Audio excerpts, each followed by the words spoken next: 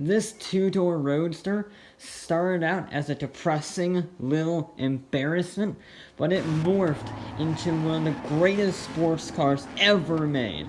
Oh, and it's named after the thing your dog doesn't like. The Chevrolet Corvette.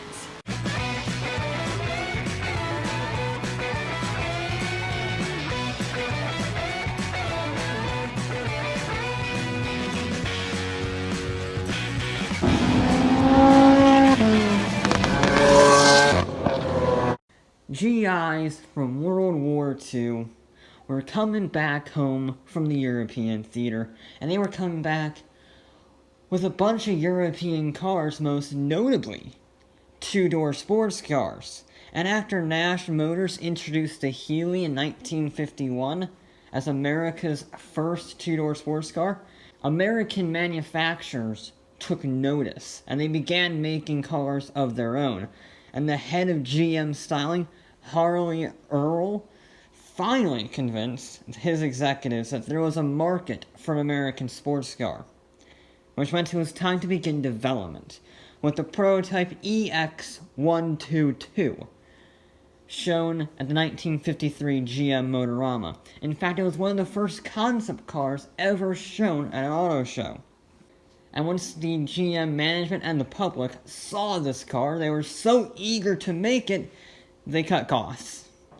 The engine was second-hand, as was the suspension, and the chassis, and the transmission. In fact, the only new sporty thing about it was the bodywork, which was made of fiberglass to save weight. But even that had panel gaps so big you could fit a cruise liner through it, which meant that the 1953 Corvette C1 was very light at 2,800 pounds, but it wasn't what you would call sporty. The Blue Flame straight-six engine made 150 horsepower, and it did 0 to 60 in 11.5 seconds.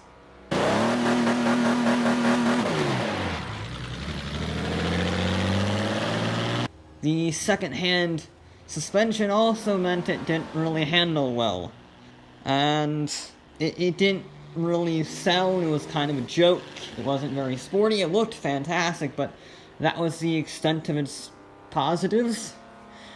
However, in 1955, Chevrolet built their first V8 since 1919, and a GM engineer named Zora Arkus-Duntov decided that it should go in the Vette. The 4.3-liter V8 made 200 horsepower, and the thing's fantastic. But only 75 of the 1955 models were made with the engine and the manual transmission, so they're super rare. By the end of the C1 generation in 1962, the Corvette was fitted with a 5.4-liter small block V8, making 360 horsepower, and 0 to 60 shrunk to under 6 seconds. It's now a sports car, my friends. It was a little sluggish to start off with, but now it's going for it. And when the C2 debuted in 1963, they wanted to try some experimental stuff. You see, Zora and his engineers have been experimenting with the SERVs, or Chevy Engineering Research Vehicle, with this layout called mid-engined. And it was pretty successful. Helped weight distribution, helped handling. It was all in all very, very good. So GM axed the idea and said you couldn't use it, which meant that the C2 Corvette was going to be front-engined, but oh, this car is good looking. Styling was inspired by the Bugatti Type 57 Atlantic Coupe, and I can actually see some vague resemblances in a silhouette with the new fastback option that was available. But only 3,000 of those fastbacks came with the split rear window. These split window Corvettes sell for almost 300 grand at auctions now, making them stupidly valuable. And for the first time ever in Corvette generations, the only engine options were V8s, including The 427. The 427 cubic inch V8 made officially 435 horsepower. But as we know, insurance claims can't really support those statistics. Meaning, the engine made actually around 560 horsepower. Just so you know how much faster the C2 was in the first year of the C1, the 427 Vette could do the 1953 Corvette's top speed in the same time it took the 1953 to hit 60 miles an hour. That is really, really fast. And that wasn't just acceleration, it was benefited. The handling was improved with independent rear suspension and disc brakes in 1965. I will tell you, my neighbor has a cherry red Corvette Stingray convertible with a 427. It shakes the frickin' windows. I love it.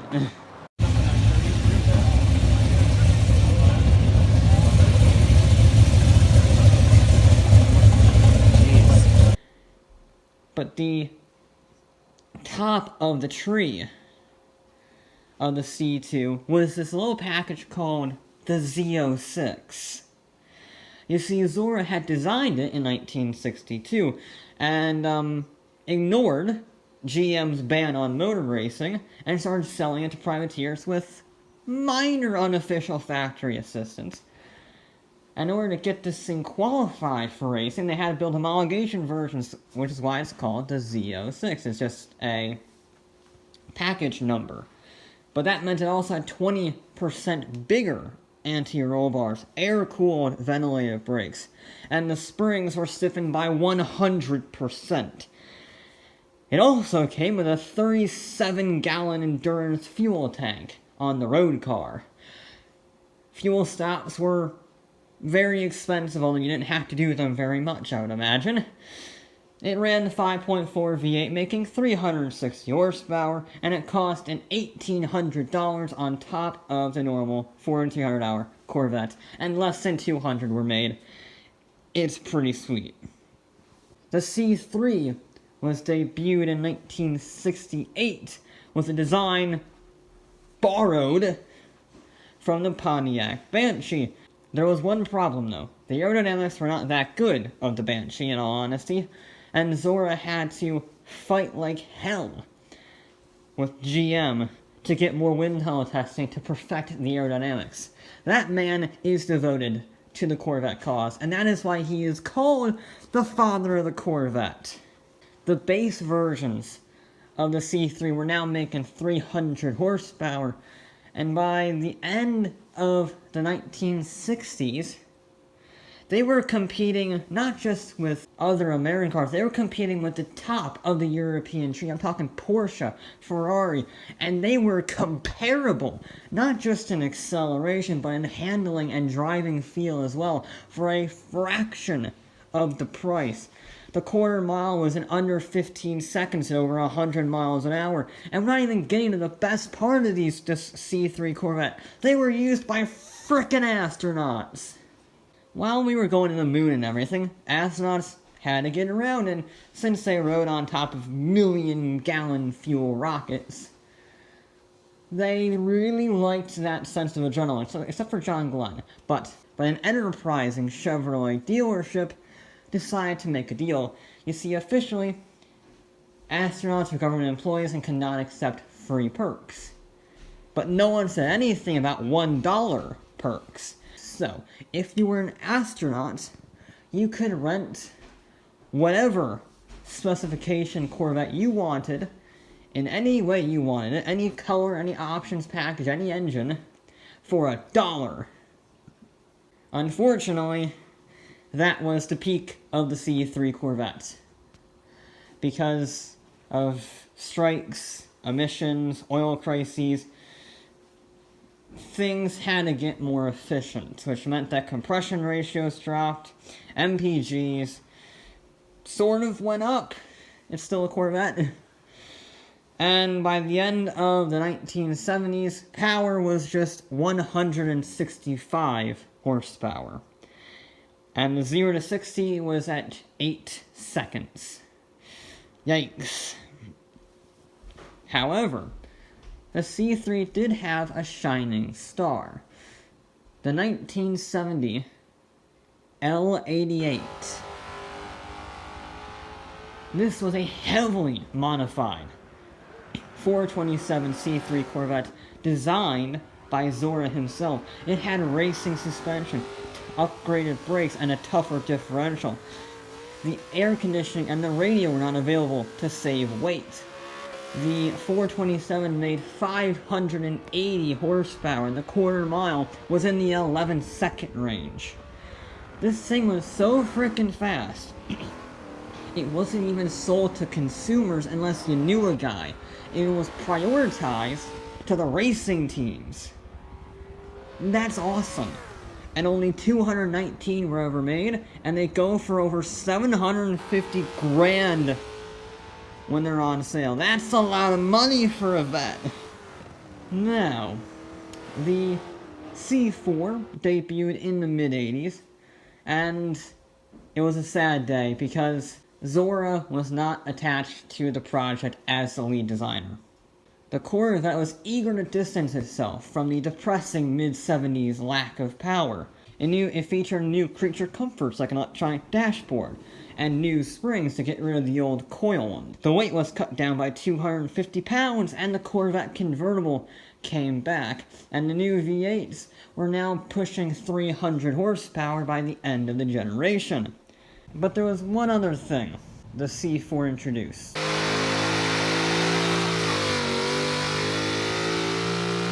The ZR1. You see, GM had bought Lotus, yes, that Lotus, in 1986, and put them to work developing a brand spanking new V8.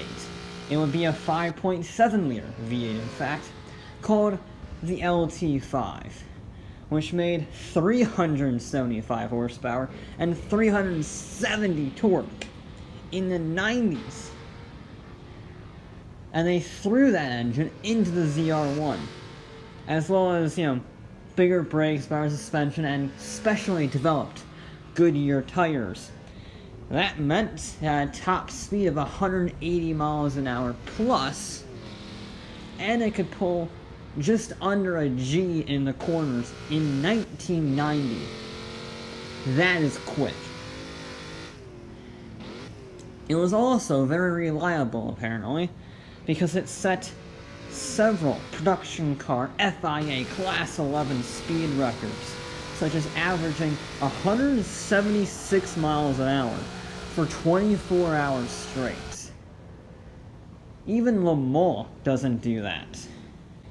But say you didn't want the ZR1, say 375 horsepower wasn't enough for you. Well, you could go to this little tuning shop called Callaway, and they'll give you the B2K package for 10 lucky owners of a Corvette C4. They twin turbocharged the V8 to make a ridiculous 898 horsepower.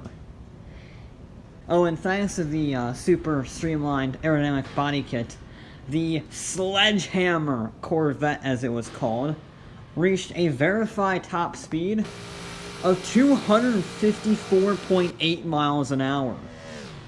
That's not just faster than the Ferraris and the Lamborghinis, it was faster than the McLaren F1, it was faster than the Bugatti Veyron.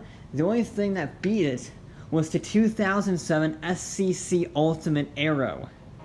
The C5 was next on the menu in 1997 with a complete redesign from the ground up, with a new V8, the LS1, making 350 horsepower in the base model. But that wasn't the most impressive thing. It was put further back, which meant it had 50-50 weight distribution for the first time. Combine that with the magnetic ride control and a computer-aided gearbox, this thing was pretty darn good, being directly compared with the Aston Martin DB7 and the Ferrari 355.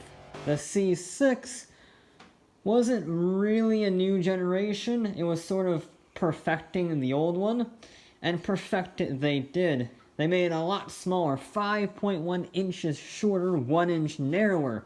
Despite that, the wheelbase was lengthened by a full inch, which meant the handling was greatly improved even more. And the new Z06 version did 0 to 60 in under 4 seconds thanks to a 505 horsepower V8. I can speak from experience, that thing is quite oversteery.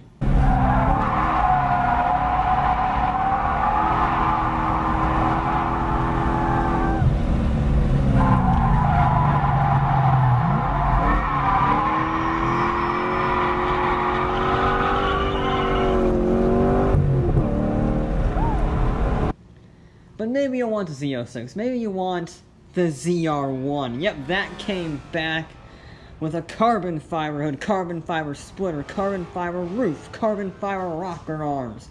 Oh, and a 6.2-liter supercharged LS9 that made 640 horsepower and had a top speed of 205 in a vet from the factory. In my opinion, this is one of my all-time favorite vets, I'm not gonna lie. Certainly one of the best of the modern era. The C7 was introduced in 2014 with a fantastic new look, very aggressive, very angry, very mean looking. But you know what wasn't mean looking? The price.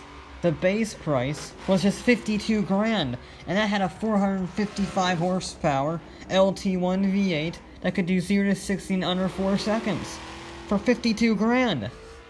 It's a very little surprise that over 38,000 of the things were sold in the first year alone.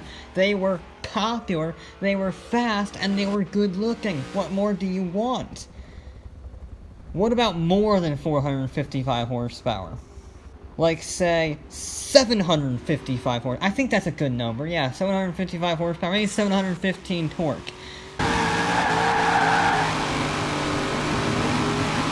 It's a shame they don't oh wait, it's called the ZR1.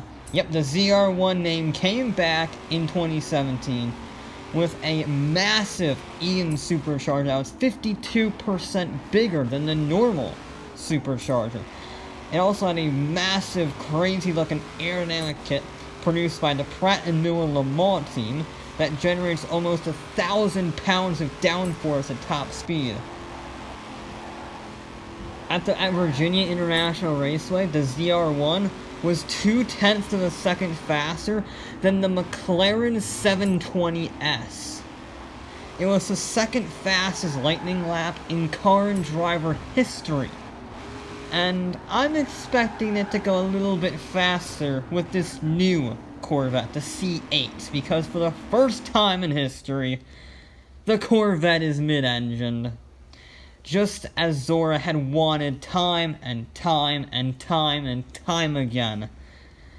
And it cost 60 grand for a 500 horsepower naturally aspirated V8 that does 0 to 60 in under 3 seconds. And thanks to the mid-engine layout, it can pull over a G. It's already won Motor Trend's Car of the Year award, and it's only gonna get faster as the higher performance versions come out. Eventually. Now, I mentioned the Z06 a long time ago when it was introduced in the C2 generation, and I mentioned this homologation thing. Well, that's not the only homologation they've had, because Corvette's been racing for quite some time. It began all the way back in the 1960s with the C1 when Briggs Cunningham and his Corvettes won their class of the 24 Hours of Le Mans in 1960. At the same time, privateer Corvettes were competing in NASCAR and USAC road racing. And then we get to the Grand Sport. Nowadays, it's an options package that has a fancy little racing stripe on it. But back in the 60s, that was a very different animal. Zora saw the rise of the Shelby Cobra and wanted to put up a good fight. Now, GM had a ban I mentioned on motor racing that said you could not build a car to directly compete in racing. So Zora ignored GM and went on with it anyway. The 5 cars that came out of it were known as lightweights because they weighed 700 pounds less than the road car. That means those 60s cars weighed 1,800 pounds. That's as light as a Lotus. That's ridiculous. It featured a tube frame, super thin and flexible, fiberglass bodywork, handcrafted aluminum components, plexiglass windows, and magnesium wheels. Combine the 550 horsepower V8 into the mix, and the thing went like a bat out of hell. Now, in order to control that fury, the body was widened by 2 inches to fit bigger tires and reduce drag, thanks to the clever aerodynamic engineering. In 1963, the lightweights pulled over 1.1 G in the corners. And GM saw these cars starting testing in private hands, and they said, you have to destroy them. So Zora gave them away, and they began winning SCCA races all across the US. But their shining moment was at the Nassau Trophy race, where 3 Grand Sports were 10 seconds a lap faster than the Cobra. They even built 2 Roadsters, which looked sick, to be entered in the 24 Hours of Daytona. And then GM got word of their success in Nassau and their plans at Daytona, and threatened to fire Zora if he kept racing. So Zora sold them officially to privateers, who, without factory support, were not very competitive, and the Cobra continued to dominate. But just to see how successful these cars were, Carroll Shelby was quoted as saying, "We were outgunned. If GM hadn't pulled the plug on the Grand Sport, the Cobra would not have been nearly as successful as it was."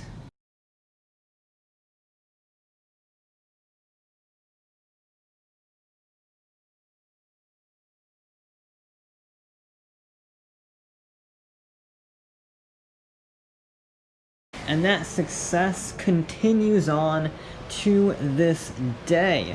Remember those guys that made the aero package for the C7 ZR1, Pratt Miller?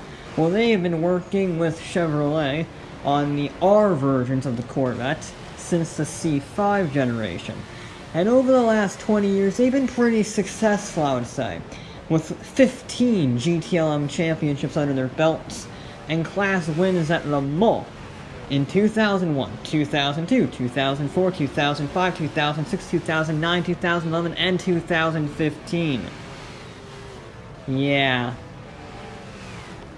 They're certainly doing the Corvette legacy proud, and once the C8 eventually gets released at some point into the automotive motorsport landscape, I'm sure it will continue on that success.